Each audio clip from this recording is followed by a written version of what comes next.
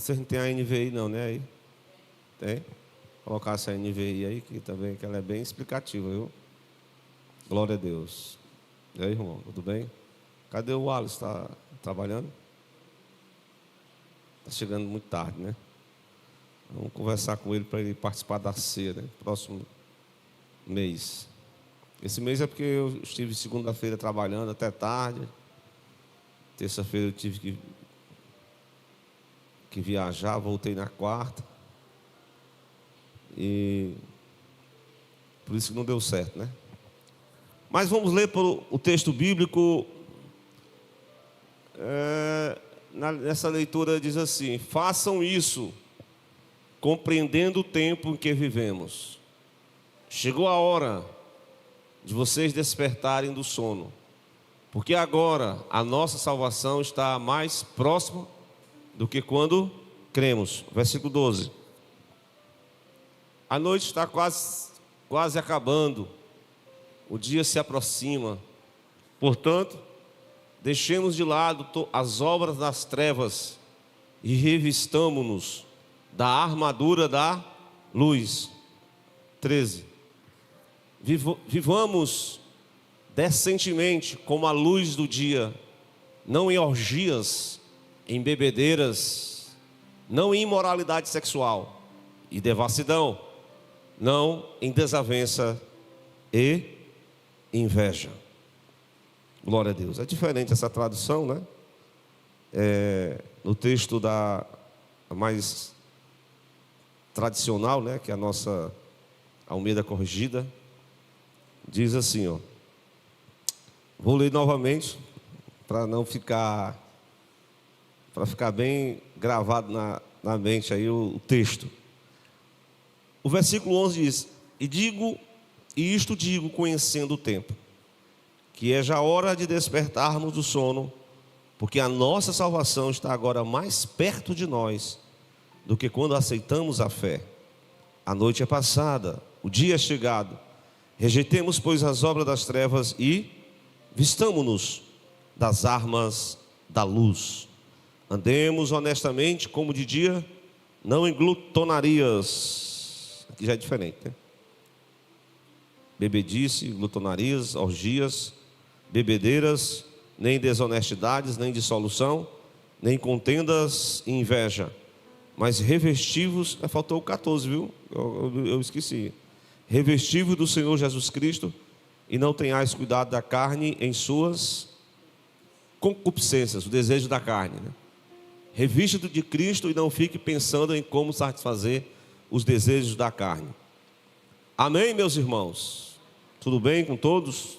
Como diz o nosso irmão Islã? Glória a Deus. Esta noite temos lido essa porção bíblica, e que Deus nos conduza pela sua graça, pela sua compaixão, e que a palavra de Cristo possa trazer edificação, consolação, exortação para cada um de nós, porque nós somos necessitados de sermos exortados cada dia por Jesus. Feita a leitura do texto, nós vamos observar alguns verbos que detonam ações durante esses são 4 versos, né? O primeiro verbo é o verbo despertar.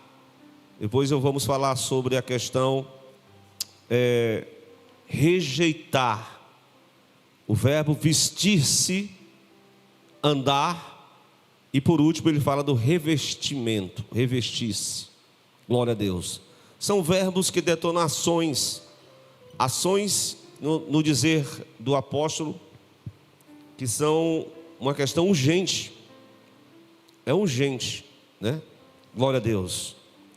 E ele vai dizer: e isto digo conhecendo o tempo.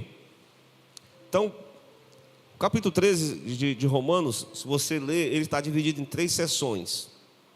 Do versículo 1 até o verso de número 7, Paulo vai tratar da nossa ação com a nossa consciência em relação ao Estado, às autoridades, certo? É um assunto bem interessante, para alguns polêmico, né? Porque não é uma obediência cega. Tudo que o Estado determinar você vai fazer. Não é assim não. Não é assim que a banda toca, não. Certo? Em segundo lugar, Paulo vai tratar sobre a nossa questão da lei. A partir do versículo de número 8, Paulo diz uma coisa interessante aí, você pode até observar. No versículo 8 ele diz: a ninguém devais coisa alguma. Né? Ou seja, repensando nas minhas dívidas, a quem que eu estou devendo? Às vezes é a revista Escola Dominical, é a conta lá da mercearia, é o cartão de crédito que você foi para o SPC, Serasa. Paulo diz: a ninguém devais coisa alguma. Só tem uma coisa que você tem que ficar devendo para os irmãos. E o que é? O amor. Então ele vai dizer que em relação ao amor, né? Se você pode associar, quando eu falar decálogo, você sabe o que é decálogo, né? O decálogo está dividido em, como a palavra está dizendo, 10 mandamentos, né? Não é assim? E me parece que do 1 até o 4 são mandamentos em relação a quem? A Deus. E do 6 em diante, ele vai catalogar essas expressões que estão aqui. Primeiro, o versículo de número 8, né, que eu falei: não adulterarás. Ele diz: quem ama aos outros cumpriu a lei. Então, quem ama ao próximo não adultera. Quem ama ao próximo não furta. Quem ama ao próximo não dá falso testemunho.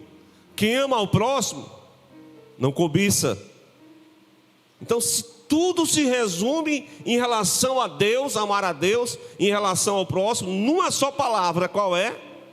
Amarás o teu próximo como a ti mesmo. Aí no 10 ele conclui sobre a nossa relação com a lei. O amor não faz mal ao próximo. Por isso que a gente tem que rever cada dia, Stephanie, os nossos conceitos, como você cantou. Os nossos conceitos. Para a gente não ficar falando, né, coisas erradas contra as pessoas. Precisamos melhorar cada dia. Portanto, cumprimento da lei é o amor. Paulo encerra essa segunda sessão e ele começa a terceira sessão no capítulo 13, o terceiro momento do capítulo 13, e agora ele vai tratar sobre uma questão moral. Mas ele associa essas ações em relação à vida moral concernente àquele assunto que até eu preguei no domingo passado, vocês se lembram. Usamos a expressão vinda, que significa, na própria palavra original, né, é a parousia, é um termo grego que está se relacionado à chegada iminente, a advento de Cristo. Então, Paulo vai falar sobre a questão por que a vinda? Por que a vinda de Cristo está próximo? Porque no decorrer dessa carta, você pode fazer aqui se você já tem uma leitura bíblica anual, né? Você está lendo, eu estou lendo agora o livro de Jó, mas eu preciso começar o Evangelho de Lucas. Mas você pode fazer uma leitura desses 16 capítulos de Romanos, que é um tratado teológico, um tratado bíblico, doutrinário, acerca da doutrina da salvação do crente. Irmãos, o que é a doutrina da salvação?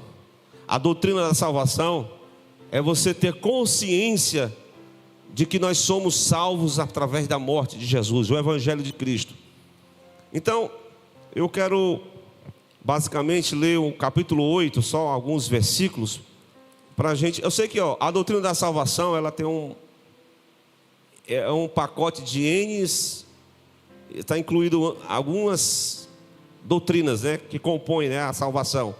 Uma delas é a questão da situação espiritual do homem, né, que o homem está caído, sem Deus, sem Pai, sem salvação, e Cristo morre na cruz demonstrando amor pelo pecador.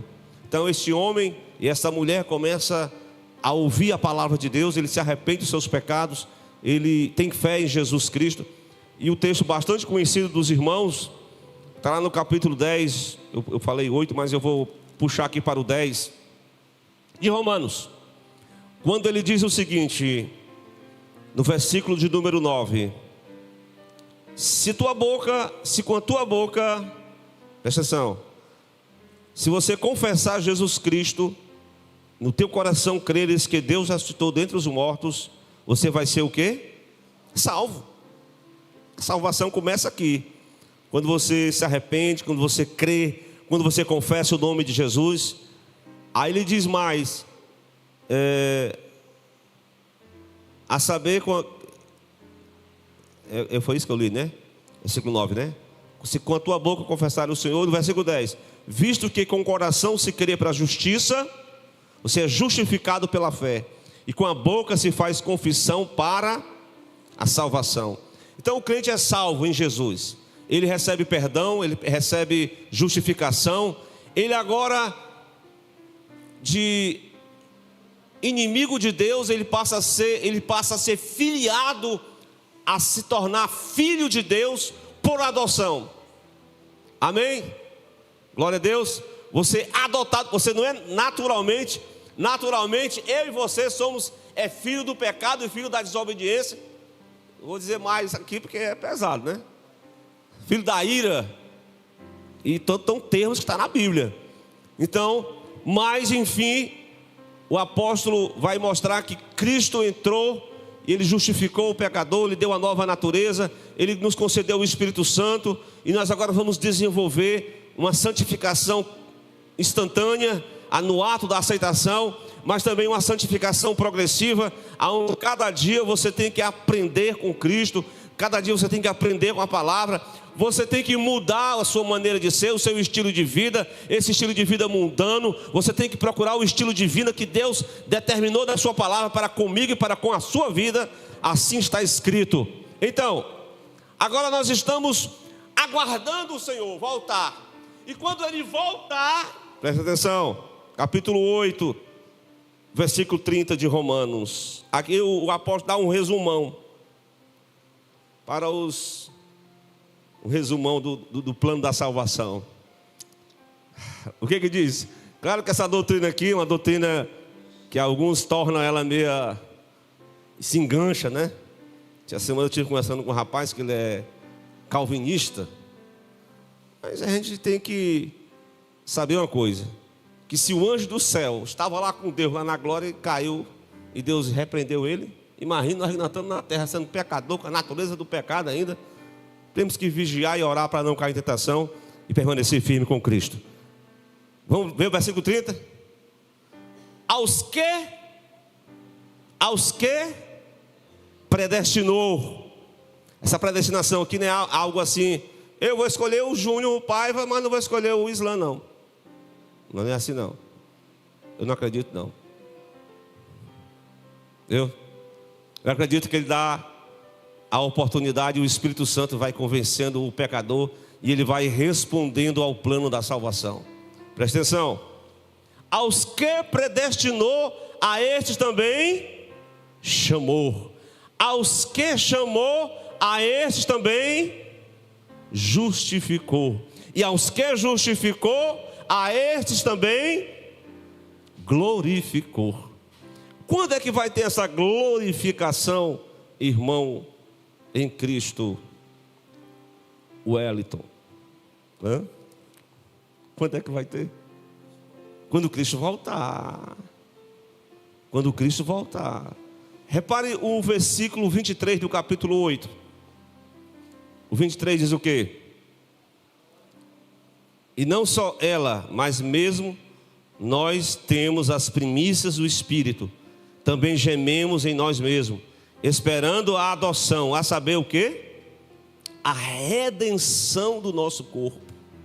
Aquela transformação do mortal para o imortal, do corruptível para o incorruptível, de uma esfera natural para uma nova dimensão espiritual, no corpo igual de Jesus. Seremos semelhantes a eles. Então, o apóstolo está, e eu posso citar outras referências no capítulo 8, acompanhe comigo, se você assim o fizer, o 17 e o 18, que ele vai explicar sobre essa glorificação, que é eu posso dizer assim, Islã, é o ápice final, é o estágio final do crente, para ele dizer assim: valeu a pena esperar, né? Aquela canção, né? Valeu a pena ser crente em Jesus, abdicar de algumas questões carnais, mas usufruir da essência espiritual, da vida com Deus aqui na terra e permanecer com Cristo no céu. O 17 vai dizer o seguinte: se nós somos filhos, logo nós somos agora o quê? Herdeiros, também herdeiros de Deus e co-herdeiros de Cristo. Se é certo que com Ele padecemos, olha aí, se você está padecendo com Ele, certamente com Ele sejamos glorificados. O 18, porque para mim eu tenho por certo que as aflições desse tempo presente não dão nem para comparar com a glória que em nós há de ser revelada. Quando é que vai acontecer isso, irmão? Eu falei no domingo, ninguém sabe. Não é verdade? Enquanto ele não chega, o apóstolo dá algumas recomendações sobre a nossa preparação, sobre como nós devemos nos comportar.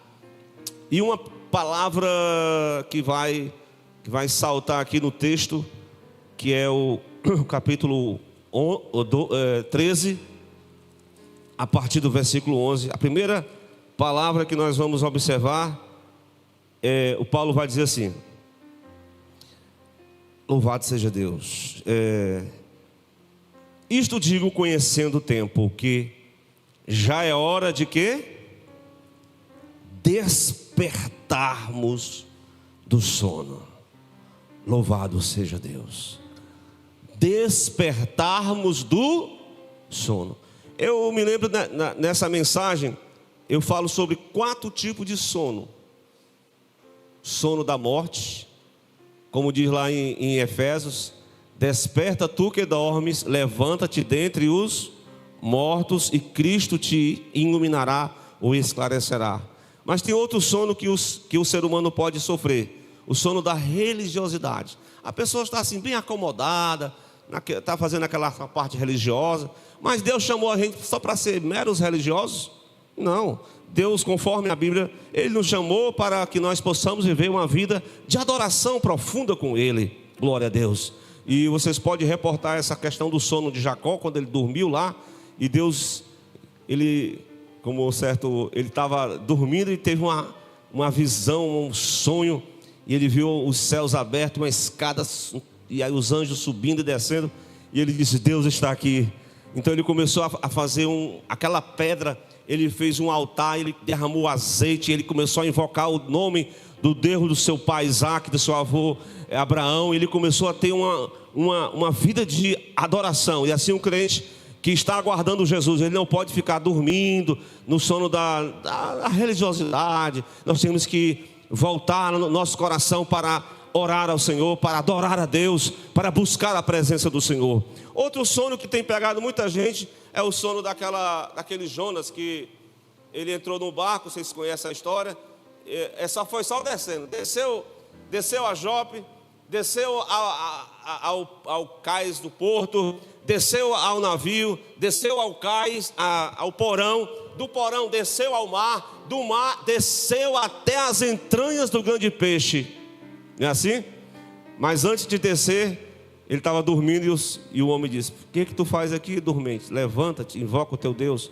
Então isso fala para nós: tem alguém em nosso meio que Deus quer encaixar você com uma missão no corpo de Cristo, mas você está só dando tempo, você não quer se envolver muito, mas Deus chama a mim e a você para um envolvimento, um engajamento. Glória a Deus. É preciso ter um compromisso na missão do corpo de Cristo. Mas tem outro sono, presta atenção. O pastor estava pregando aquela pregação, talvez não seja aquela pregação, aquele irmão que diz: mexe com o outro aí, fala assim para o seu vizinho tal. Paulo estava só dando a mensagem, aí esticou a mensagem, o rapaz começou a ficar assim meio sonolento, né? Porque quando você não está acostumado a ler a Bíblia, irmão, pelo amor de Deus. Algum de vocês, quando leram a Bíblia, dormiram? Não me responda, pelo amor de Deus. Não me responda, não. Tá certo? Mas Eutico dormiu. Um sono profundo, e ele acabou caindo e caiu morto.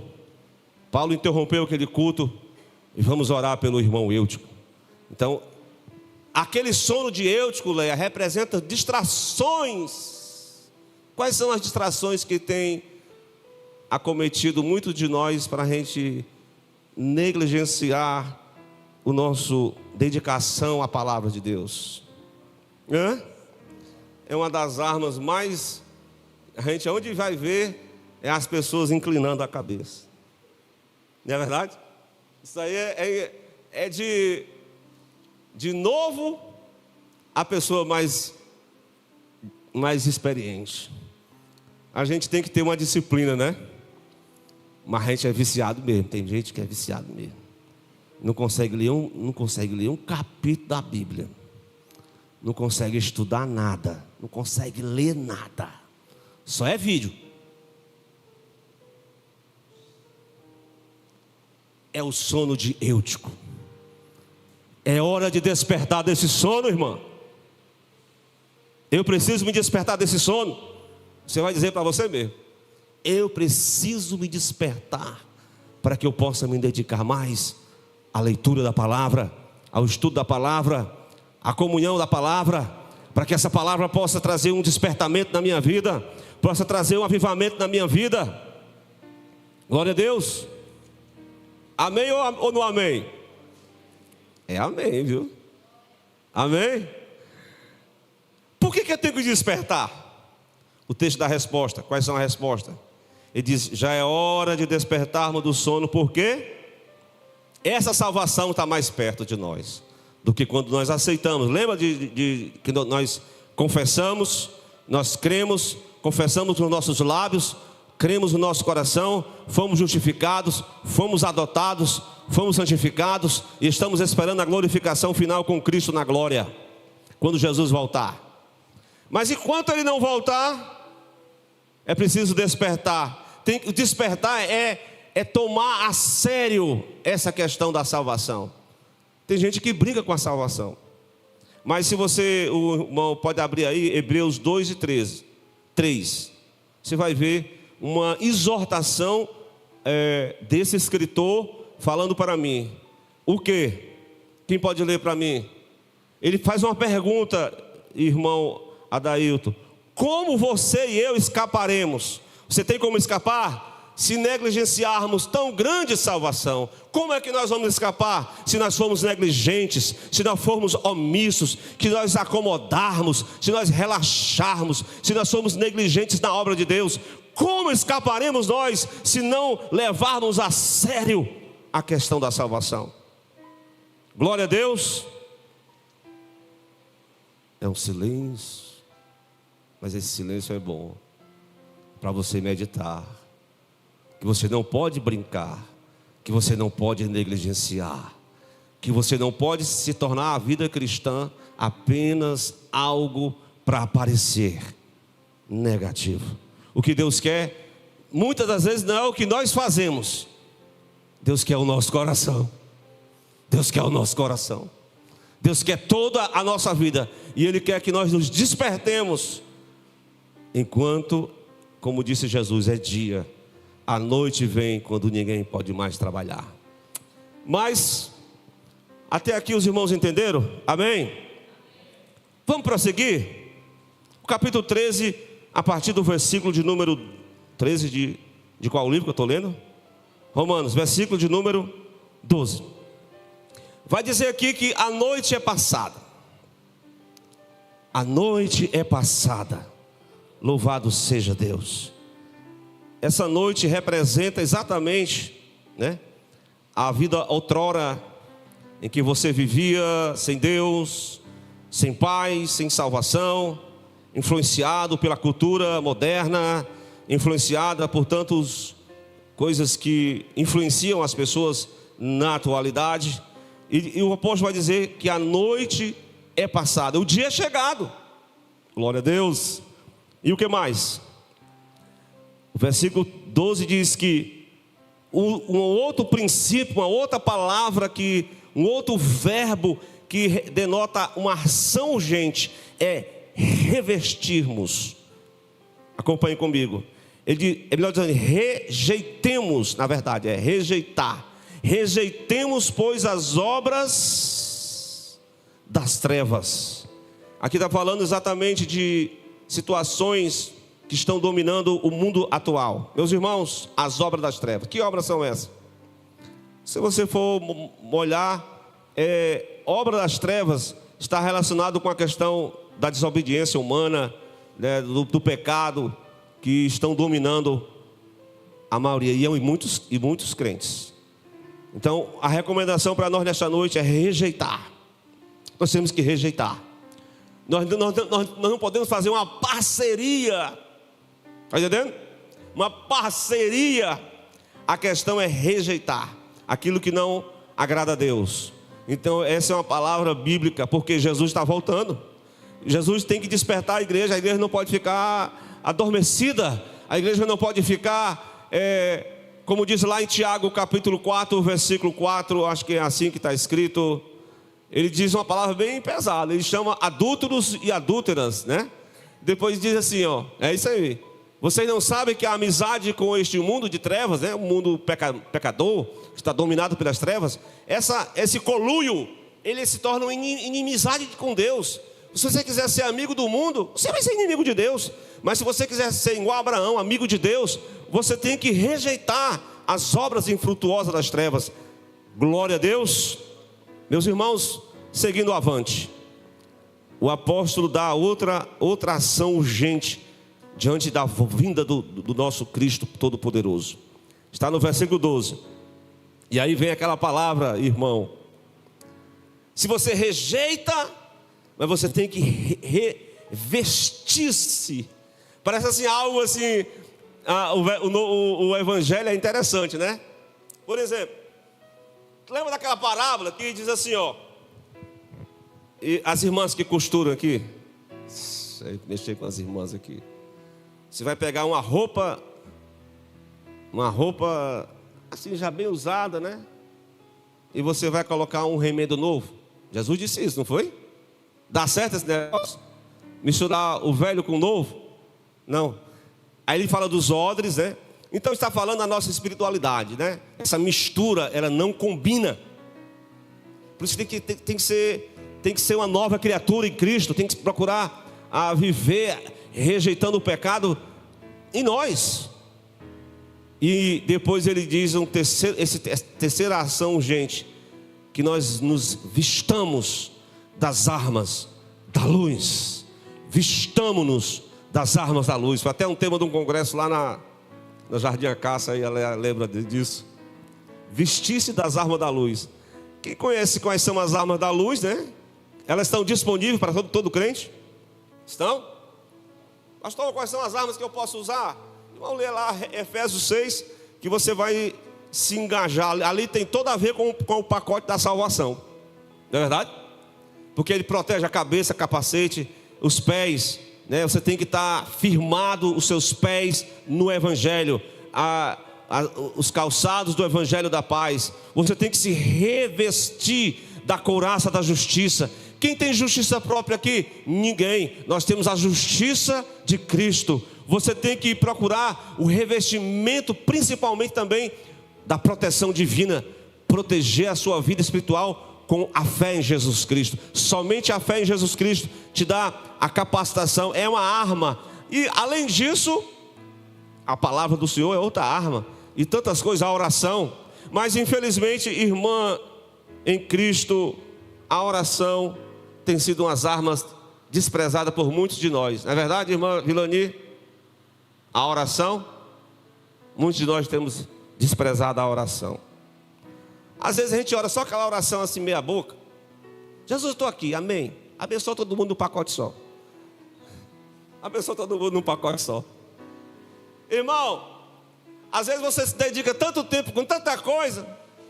E qual o mínimo tempo que você que eu e você temos dedicado, eu e você, eu me incluo nessa palavra, viu? Eu não sou o bonzão aqui da hora, não. Eu preciso orar. Mas às vezes a gente perde tanto tempo com coisas que não convém. E como é que está a nossa vida de oração, irmão? Pastor, eu tenho orado tão pouco. Eu não oro nem mais por mim. 6 horas por mim? Não é o crente 6 horas, né? Irmão, você pode pedir oração para todo mundo, mas você também tem que orar. Pastor, quando é que tem oração aqui na igreja? Quando é, irmão, que tem oração aqui na igreja? O irmão vai dar um aviso. Eu estou só dando uma... Irmão, amanhã vai ter oração das mulheres. E os homens não oram, não? E só as mesmas mulheres. Não vê cara nova, só as mesmas. Eu escalava os irmãos para dar a palavra aqui, para ver se os irmãos vinham para a oração. Os irmãos só vêm se é escalado. Só vêm se for escalado. Será que dá para viver desse jeito, sem oração? Dá ou não dá? Dá nada, não. Tem que ter oração. É uma arma da luz. Se você começar a dedicar pelo menos uns 10 minutos. Oh, Jesus, bom. Aí Jesus disse lá no Getsemane, ele disse, você não pode se dedicar pelo menos 1 hora. Você não pode velar comigo, ô Senhor. 1 hora, eu não tenho muita palavra de oração, não. Lê um capítulo, vai lendo, cantando os hinos, mas não vai falando nada, vai só dando glória. Irmãos, isso é uma coisa boa para a gente fazer, viu? Por que Deus não faz muita coisa na nossa vida, na nossa igreja? Porque a gente está orando bem pouquinho. Precisamos orar mais, irmãos. Isso é um revestimento, são armas que Deus nos propôs. Além do jejum, é outra coisa muito boa, né? Mas enfim, eu quero dar sequência. Eu já tenho falado aqui sobre ações urgentes diante da vinda de Jesus, que eu preciso me despertar, que eu preciso rejeitar o pecado que habita na minha carne, que eu preciso me revestir das armas da luz. Mas no versículo 13, ele diz sobre o nosso andar. Louvado seja Deus. Andemos dignamente. Vamos lá? Andemos honestamente, como se fosse de dia. Aí ele cita alguns pecados, que é o desenfreamento da glutonaria, orgias, bebedeira. Na versão fala sobre impudícias, refere-se a atos entre sexuais ilícitos, impuros. Fala também de dissoluções, refere-se à luxúria, à libertinagem, à lascívia, e também a contenda, a briga, a discussão acalorada, inveja, ciúmes. Tudo esse pacote aqui que Paulo fala é do andar do cristão. Ele não pode andar nesse tipo de procedimento, porque Jesus está voltando, meus irmãos. Nós não podemos ficar apenas com a aparência. Nós precisamos andar na presença de Deus, como o Senhor falou para Abraão: anda na minha presença e seja perfeito. Abraão quis ajeitar o propósito de Deus, e Deus, não tem esse negócio, não está certo não. Anda na minha presença, glória a Deus. Andar em novidade de vida, andar com Cristo é uma renúncia, irmãos. O nosso andar com Deus exige de nós a renúncia. E por fim mesmo, para a gente concluir, glória a Deus, o versículo 14, irmão, você vai colocar aí, né? O versículo 14, não sei se você colocou na NVI. Ao invés de você andar desgovernado, desordenado, dominado pela lascívia, pela luxúria, dominado pelos prazeres dessa vida, aí Paulo dá uma quinta ação urgente. Nós falamos sobre revestir-se de armas, mas agora ele está falando de uma outra coisa. Revestivos do Senhor Jesus. O que é ser revestido do Senhor Jesus? Glória a Deus. Certamente isso tem a ver com a presença do Espírito Santo habitando em nosso coração. O Espírito Santo está aí? Amém? Está aqui? Amém? Você não sente direto não, mas ele, em alguma coisa que você sai do plano e diz: ei, não é por aqui não, vem comigo. O Espírito Santo fala ao nosso coração. Ele quer santificar a nossa vida.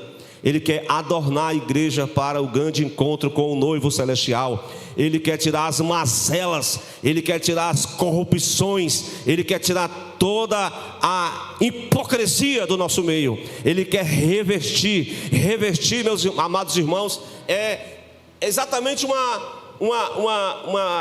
um crescimento espiritual. É a busca do crescimento, é a busca da maturidade. Porque tem muita gente que não aguenta nada, né? Meu Deus do céu, qualquer coisa já está com raiva. Cadê o revestimento do Senhor Jesus? Irmão, se revestir de Cristo é uma ação urgente. Glória a Deus. Senhor, me capacita, Senhor, me dê sabedoria, Senhor, me transforma a minha maneira de ser, que eu possa ser uma nova criatura. Isso é se revestir de Cristo. Aí, quando você se reveste de Cristo, aí você vai ter uma grande dificuldade.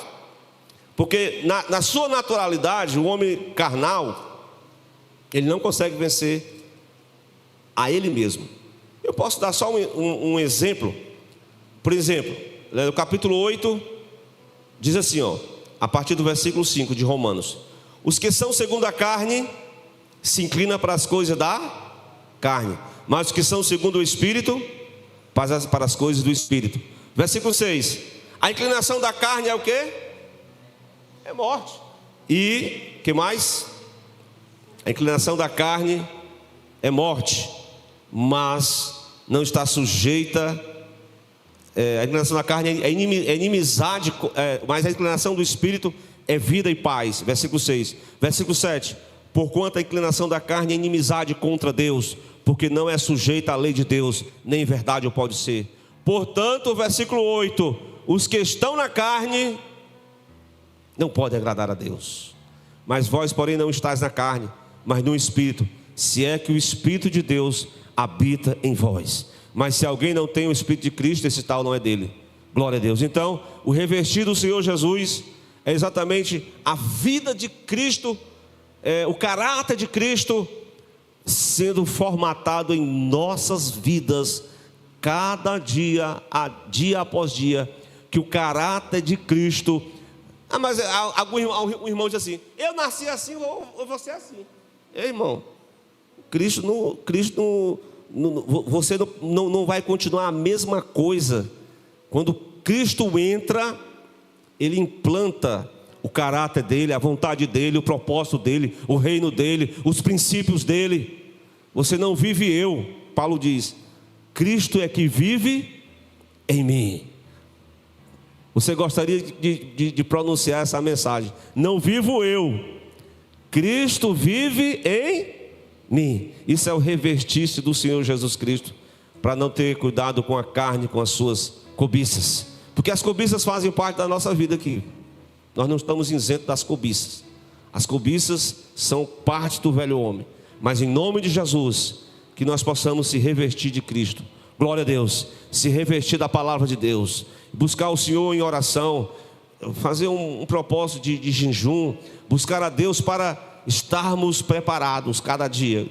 Ninguém aqui é o tal. Nós somos carentes, como disse Davi: eu sou pobre e necessitado, mas o Senhor é quem cuida de cada um de nós. Amém? Que Deus em Cristo abençoe a igreja, que assim nós possamos galgar o crescimento na fé.